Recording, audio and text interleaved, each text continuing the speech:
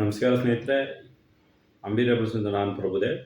ಸ್ನೇಹಿತರೆ, ಯಾರು ಬೇಕಾದ್ರೂ ಲೋಕಾಯುಕ್ತಕ್ಕೆ ತಗೊಳಕತ್ತಾರೆ ನಮಗೆ ಒಂದು ನಿರ್ದೇಶನ ಕೊಡ್ತಾ ಇದ್ದೀನಿ ನೋಡಿ. ಒಬ್ಬರು ಪ್ರೀ ಪ್ಲ್ಯಾನ್ ಮಾಡಿ ಒಬ್ಬರು ಸರ್ಕಾರಿ ವಕೀಲರ ಹತ್ರ ಹೋಗ್ಬಿಟ್ಟು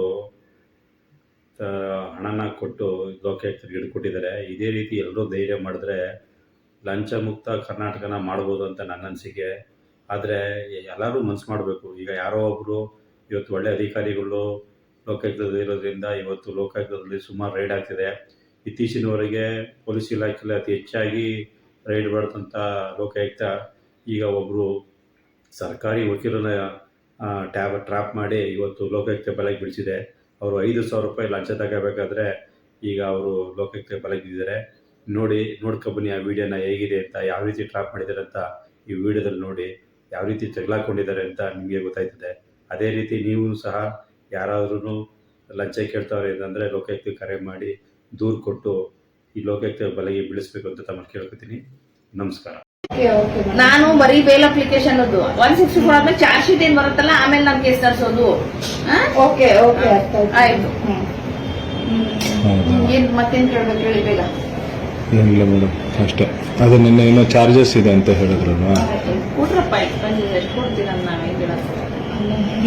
ಇವಾಗಲೇ ಎಲ್ಲ ಇದು ಯಾರ ಹತ್ರ ಕೇಳೇ ತಗೋಬರ್ಬೇಕು ಮೇಡಮ್. ಎಷ್ಟು ಅಂತ ಹೇಳಿದ್ರೆ ಅರೇಂಜ್ ಮಾಡ್ಕೊಂಡ್ಬಿಡ್ತೀವಿ.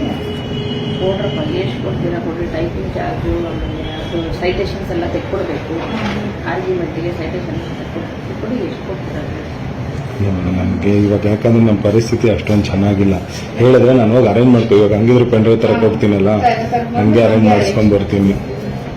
ಸರಿ, ಅಲ್ಲಿ ಯಾರೋ ವೇಟ್ ಮಾಡ್ತಾ ಇದ್ದಾರೆ. ಆಮೇಲೆ ಬನ್ನಿ, ಪೆಂಡ್ರೈವ್ ಅವ್ರು ತಗ್ಸ್ಕೊಂಡ್ ಬಂದ್ವಿ. ಸರಿ ಮೇಡಮ್, ಆಯ್ತು.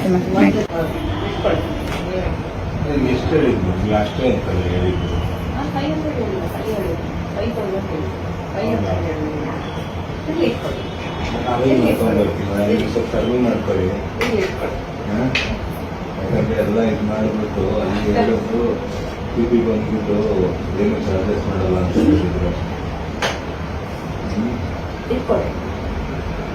ಅದು ಕಡಿಮೆ ಮಾಡ್ಕೊಳ್ಳಿ, ಸ್ವಲ್ಪ ಅಡ್ಜಸ್ಟ್ ಮಾಡ್ಕೊಂಡ್ಬರ್ತೀನಿ. ಮನ್ಸಿಕಪ್ಪ ಹೋಗ್ಬಿಟ್ಟು ಸ್ವಲ್ಪ ಅರೇಂಜ್ ಮಾಡ್ಕೊಂಡ್ಬರ್ತೀನಿ.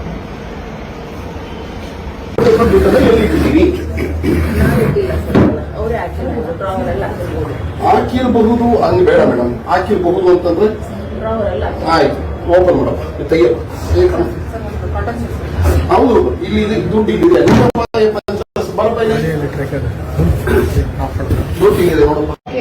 ನಾನು ಬರೀ ಬೇಲ್ ಅಪ್ಲಿಕೇಶನ್ 164 ಆದ್ಮೇಲೆ ಚಾರ್ಜ್ ಶೀಟ್ ಏನ್ ಬರುತ್ತಲ್ಲ